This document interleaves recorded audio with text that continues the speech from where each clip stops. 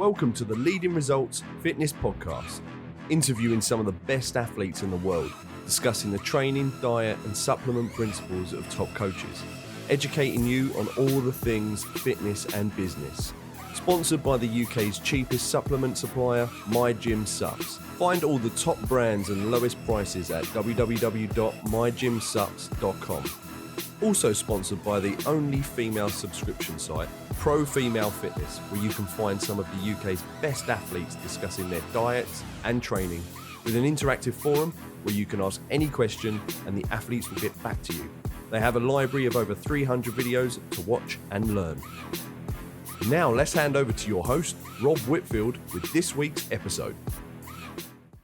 Hi everyone, and thanks for joining us again today on another Team LRF podcast. So today I'm joined by Beatriz Biscaia, who is an IFBB Pro and the youngest ever Olympian that I know of to grace the Olympia stage. So Beatriz, how are you doing? Hi, first of all, thank you so much for having me. It's such a pleasure to be here. And I'm good. How about you? Yeah, I'm all good, thank you. How are you?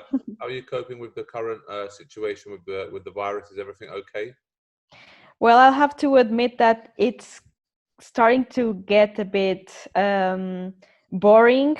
Like training at home and trying to be creative all the time is a bit tough after a month and a half. But yeah, I'm trying to deal with it as everyone is. And here in Portugal, the situation is not that bad, I would say. Because we are a small country and we have, I think, 1,000 or more or less 1,000 deaths. So it's not much comparing to the other countries. Sure. So yeah. Yeah, no, that's fine. And what are you doing at the moment with your diet? Are you managing to stay strict on your diet during this period? Yes, I have still almost the same diet plan since the Arnold. So it suffered some changes, obviously, because I wasn't going to compete anytime soon or in 2 weeks or something like that, as I was before coming back to Portugal. So the diet is pretty much the same, but I'm trying to be a little bit more flexible regarding the vegetables. I'm not counting them. I'm not looking to eat something that has not many carbs, those vegetables that are more friendly, I would say. So I try to vary every single thing there regarding that matter. And then I have a cheat meal every week or every 2 weeks. So it's being cool. Sure. So at least you get some downtime with your diet during this period. Mm-hmm.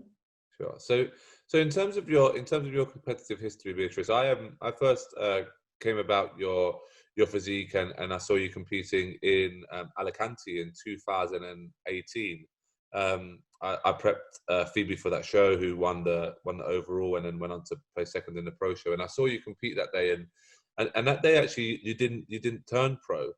So like, tell us sort of about your story, and obviously I've still followed your journey ever since then. So you've gone on to turn pro, you've gone on to win multiple pro shows, you've gone on to the Olympia, placed second in top Canadian shows as well, done the Arnold. So you've accelerated very, very fast. So just tell us a little bit about yourself, your competitive history, and just tell us a little bit more about you. Well, I started competing when I was 16, therefore in 2017. And yeah, my first year was like a trial, I did 5 shows, if I'm not wrong, but I wasn't trying to get my pro card or anything like that. Also because the split between the federations wasn't a real thing. So for me, and in Portugal, there was only one federation. So I was just trying to start my competitive life, and I competed 5 times in that year. And then in the following one, I started trying to get my pro card, and it started in Italy in May of 2018. And I had to do 7 shows to get my pro card in the NPC Federation to get my my pro card, because I was always winning the first place in my class, and it was so much fun. But I was always going to compete in the overall, and I was always placing second or third or something like that. So it was kind of a suffered way until I got my pro card, but it happened in November of that year of 2018 in Italy. Sure. So tell us, Beatrice, because obviously you worked really hard for that period of time, and you dieted for a long period of time to earn that pro card. How does somebody keep going mentally when sometimes the results don't happen? And you was in 7 overalls before you actually got your pro card. So tell us like some of the things that you go through mentally, and how you carry on pushing even when you know you're so close, but you're just not getting the thumbs up.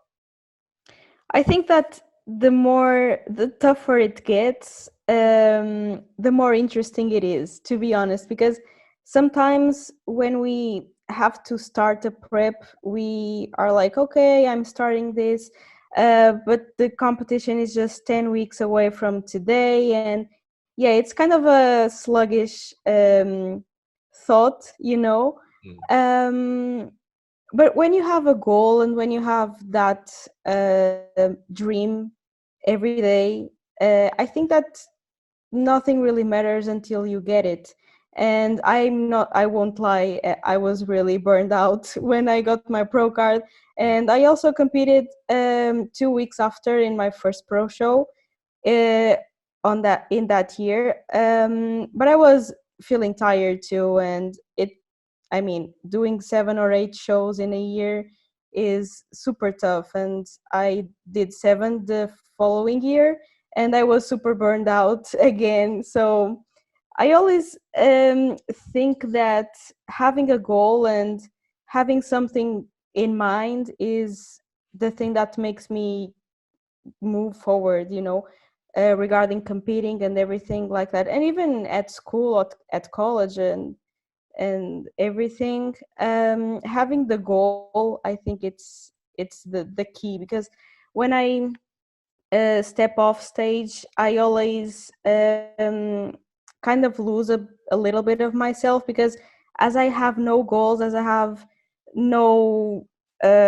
no day, I don't have a date to be ready for. um it kind of messes a little bit with me. So having the goal, I think it's the main thing for me. Sure.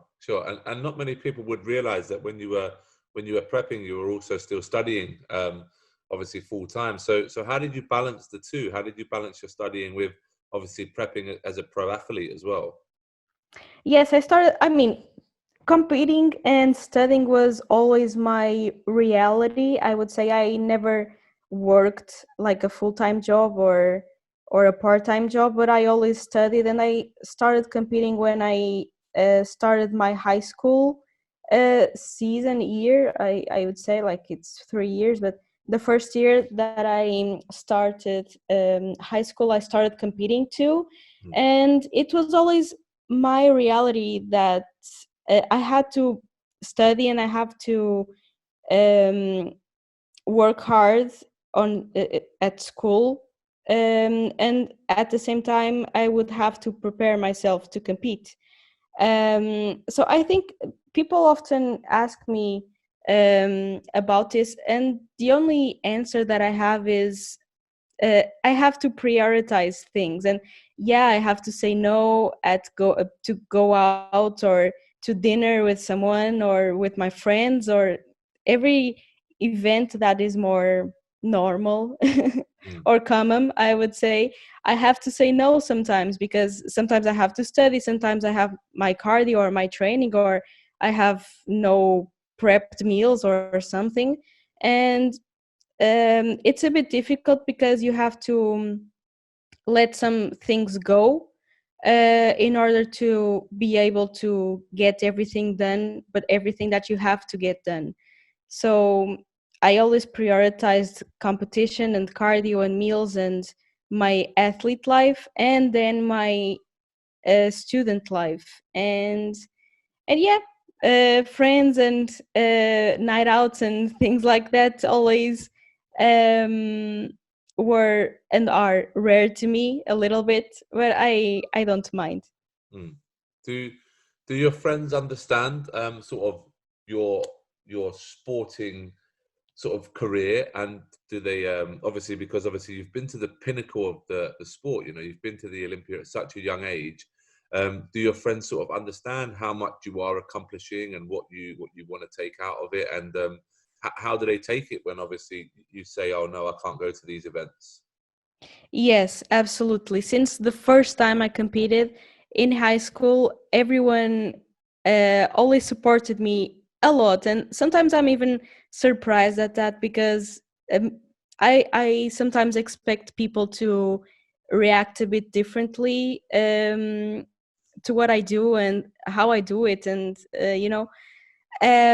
but since the very first day that I thought about competing, everyone in my school supported me and wanted to know more about my life and how I managed things and how it worked, like the water load and the carb load and everything regarding competing. Everyone wanted to know, and that's interesting. And then I finished high school and I got to college, and the exact same happened with everyone in my course.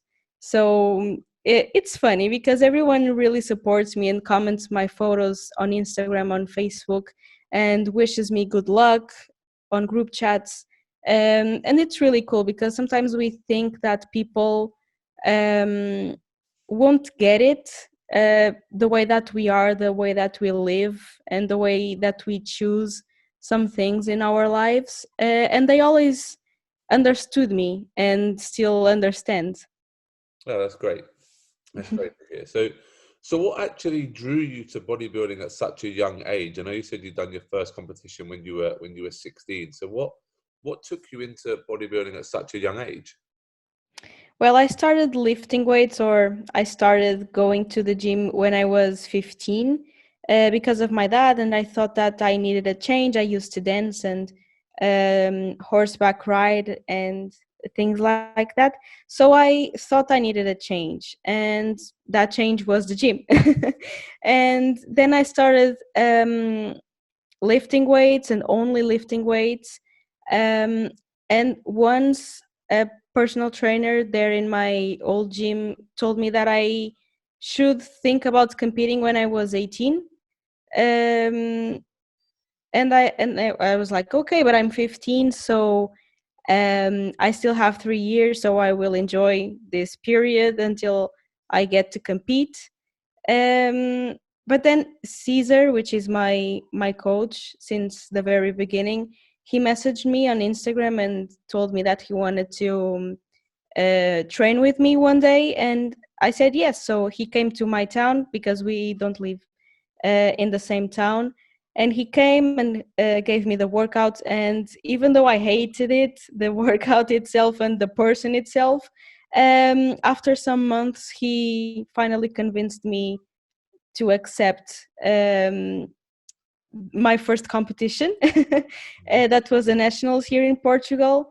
So yeah, it was like a slow process because I was always saying no to him, and I tried the diet and I couldn't do that twice. And I thought that it wouldn't be a thing for me, and maybe I could compete, but only in the future, and that I should focus on my school. So it was like that. It was because of Caesar, or Cesar in Portuguese. Um, he got me into competing. Sure. So you said you struggled with the diet early on. What sort of changed then that made you, obviously, because to get to the Olympia, to get to the Arnold, you have to be very disciplined and you have to be very strict. So what sort of took you away from somebody who struggled with the diet, and you said you couldn't do it a couple of times, to then somebody who I would only assume now is on point all the time? Before I started prepping, I used to be like, I used to macro counting, or to count macros. so I used to eat everything, pretty much everything that I wanted. So I was really used to like not eat whole food meal and eat a protein bar instead, or those kind of switches. So I wasn't used to a diet plan, and the very first one that he sent me was like fish and broccoli in every single meal. And I was like, looking at it, I was like, okay, so not going to do this. But I tried it the first time. And I even remember that I posted a story, an Instagram story, with my meal before going to the gym. And it was like boiled fish, boiled white fish, because by that time I wouldn't even think that I could not boil the fish. And boiled broccoli. And everyone was commenting or answering to my Insta stories, asking me why the hell was I eating that. And I was like, oh, it's my meal plan. So yeah, guys, it's life. It's it's bad, but it's life. And I tried to follow the diet, but it wasn't that good for me, and the adaptation wasn't that fast, because or that quick, because having a diet like that, so strict and with such flavorless uh, foods, I would say, like I didn't know how to cook them as I do today. So it wasn't funny at all, and it wasn't that good. So at the end of the first day, I ended up eating all the protein bars that I had here in my house. And the second day it was the same thing. But after that, I told Caesar that I maybe that wouldn't be the life that I wanted, like not the diet, but maybe if I wasn't able or wasn't feeling happy doing that, why would I continue? So I told him that maybe it wasn't for me in that time, maybe in the future it would be a thing for me, but in that moment I would drop.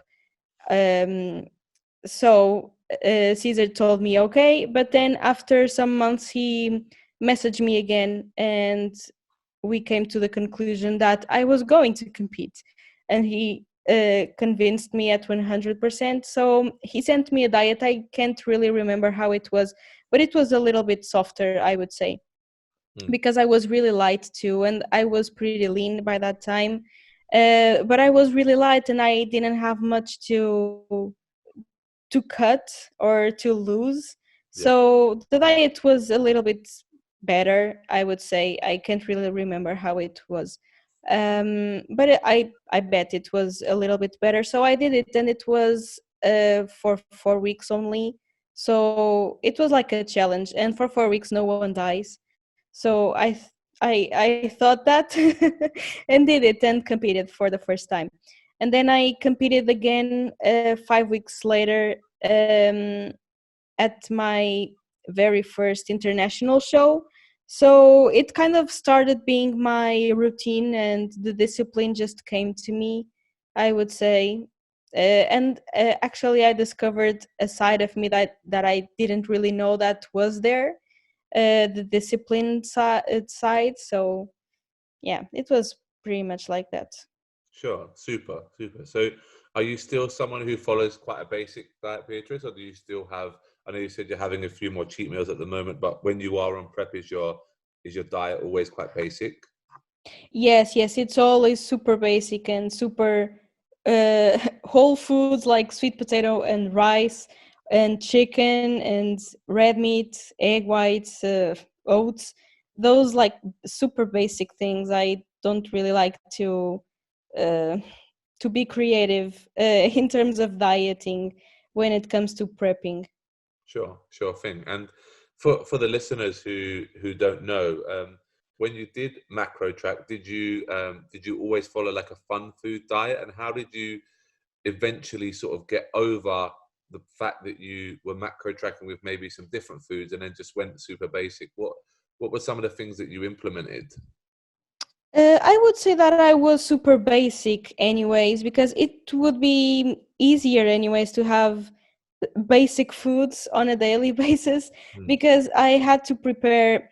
What I used to do was, on Sundays I would write every single meal of every single day and count the macros and see how it would fit or not. But then I started doing just the Mondays and the Tuesdays and Wednesdays, and the rest of the days would be the same as Monday, and the foods were all the same that I eat now. It was chicken, it was eggs, it was oats. Probably I would incorporate yogurts, like zero fat yogurts, and Mm. cereals, and things that I really like. I would incorporate that, and veggies, things like that. But I think it was always super basic, and then when I started prepping, it started being even more basic. Sure, sure. That's cool. That's cool. So let's talk about competing. Let's talk about some really fun things now. So you obviously you earned your pro card, and you had a very, very successful first year as a pro. You've done multiple shows. You had multiple top 5 finishes. From European shows to American shows to Canadian shows. During that time, what did you do to improve your physique so much? Because you went from somebody who took 7 attempts to get a pro card to go to the Olympia in just a single year. So what changed during that period to see such an improvement in your physique? I'm that kind of person that the more she competes, the better she looks. If I'm making any sense. I mean, my first competition is the worst of the year, is the worst of the year too. Like Japan this year, it was my worst competition because I was off. And always my first competition is that one that is like, okay, I'm just here, but this is the warm up for the rest ones. um so I think that the key for me was reversing, like always reversing from show to show. And I ended up prepping for the Olympia, doing every single day to 2,300 calories, and just 1 hour of cardio a day. So yeah, I think that it was the main thing. That food is always the key for me, because the more I eat, the better my body looks.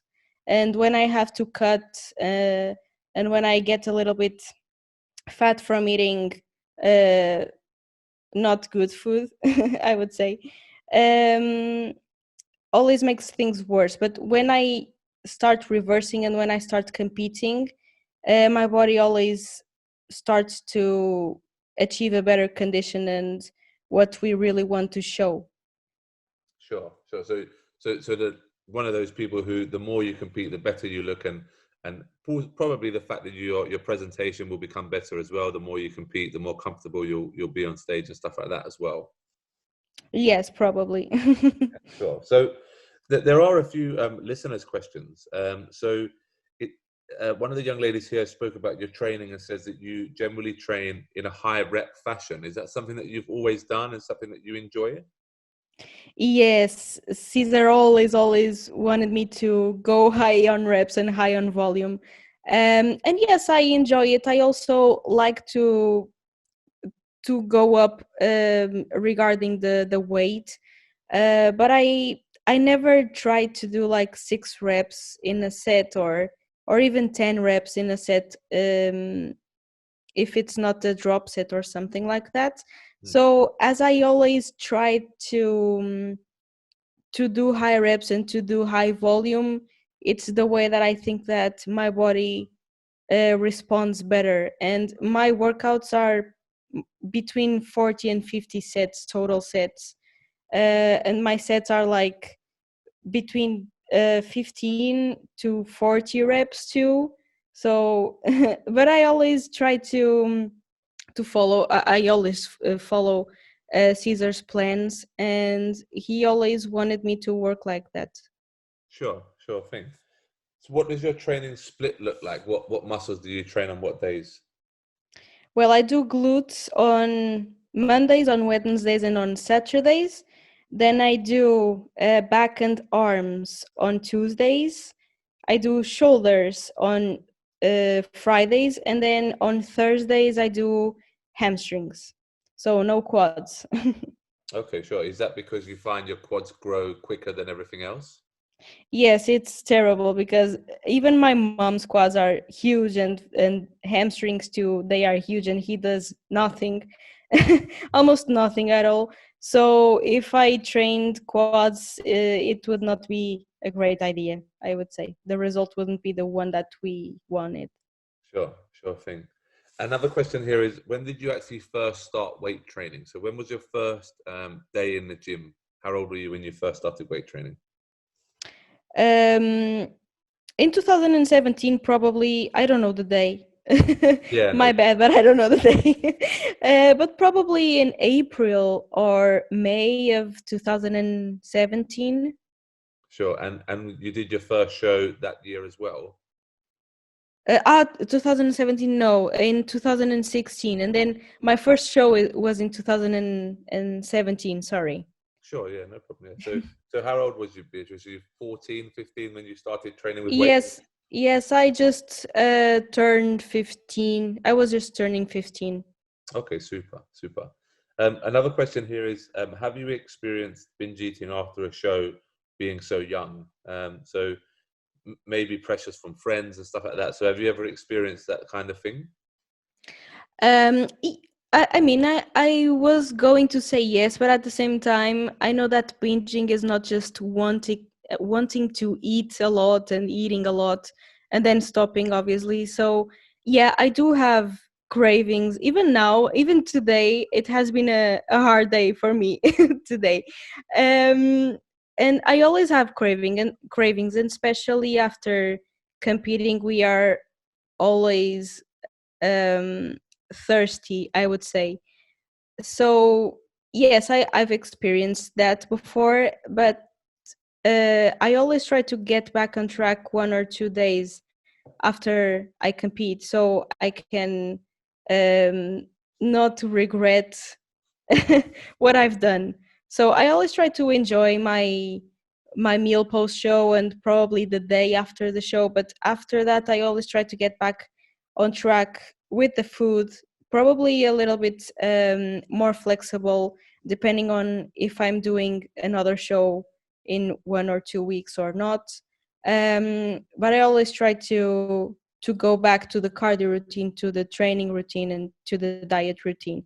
And when I don't have shows, I'm always told to rest a little bit and not train, and uh, not do cardio or do just light cardio Mm. for a week. And I always enjoy foods, but as I've got as I've competed, like the longest I've competed, or the years and the experience, I started to think that food will always be there, and there's no I don't have to be um like crazy about food or always thinking about food or something like that, because it's just pointless, and that will make me have to work even harder and prep even harder and damage my body even more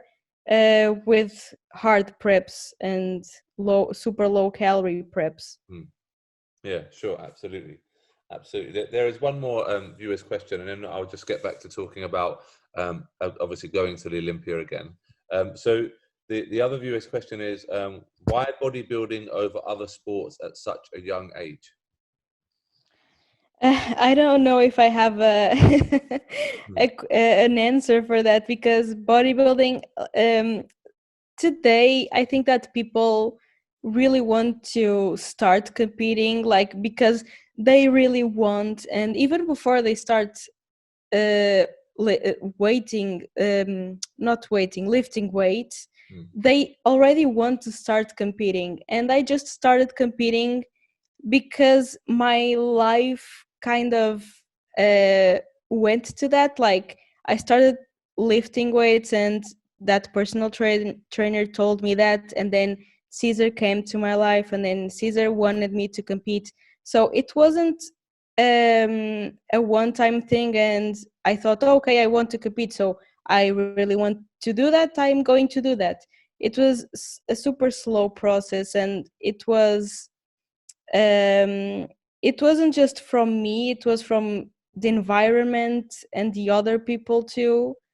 So um I don't know, it was something that just came to me, and I didn't go for it Sure. before I wanted, if I'm making any sense Yeah, here. no, that makes sense. Kind of. But I really like to be disciplined, and I really have to have a routine so I can feel happier every day in my life. Because when I step off stage and I stop having that, even that strict routine that I have to wake up at 6 a.m. and do cardio, and then go to the college, and then go to the gym, and then come back home and make my meals and prep everything. It's really strict, and it's really you have to have everything scheduled and everything like that. But that's honestly what makes me feel balanced with myself and with the others. So yeah, it's probably that answer. Sure. No. Yeah, I understand completely. Yeah, I understand completely. So let's spin things around now, and now you're going to the Olympia. You're traveling to the Olympia. Has there ever been a Portuguese bikini girl go to the Olympia before, or were you the first? I was the first. Awesome, and obviously at such a young age. So you're the first person ever from Portugal to go to the Olympia as a bikini athlete, and you're building up to the Olympia. Tell us obviously some of the emotions that went through that prep, and then eventually obviously getting second call out at the Olympia, making 12th, which is unbelievable in your first Olympia as well. So tell us some of through the emotions, and when you hear your name in that second call out, what are some of the emotions you go through? Well, regarding the prep, it was such a cool and chill prep because, as I said before, my calories were super high and my cardio was super low, at least for me. So I was on vacation too, and it was really, really chill. I was an athlete at 100% of the time. So it was a really, really cool prep for me. And then about the second call outs, it was I wasn't expecting that at all. Also because I think that the the Olympia and the Arnolds and getting to the top spots is a process, and we have to appear and like place last one, and then appear again and place top 10, I would say, or top 15, and so on and so on.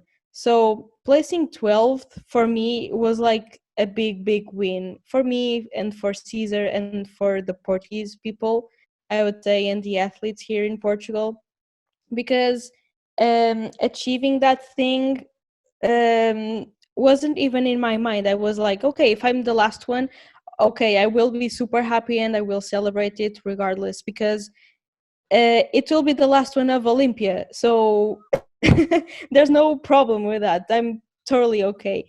So being in the top 15 was such a dream for me. And then placing 12th was such a big achievement for me. Sure, that's fantastic. Um, did your family travel to the Olympia with you, Beatrice?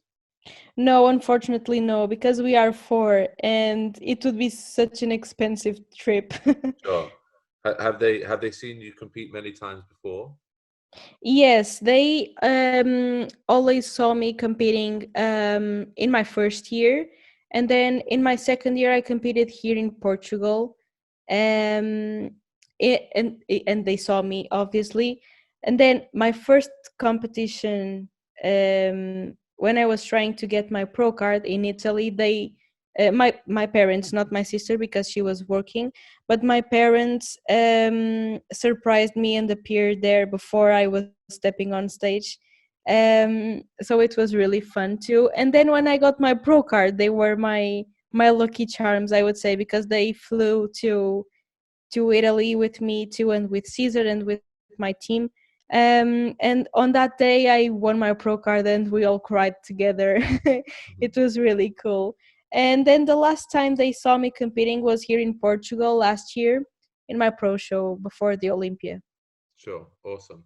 That's great that they support you and they've traveled with you and they've seen the highs and the lows of everything. So that's awesome as well. Yes, absolutely. Brilliant. Okay, Beatrice. Well, thank you ever so much for your time. I really appreciate it.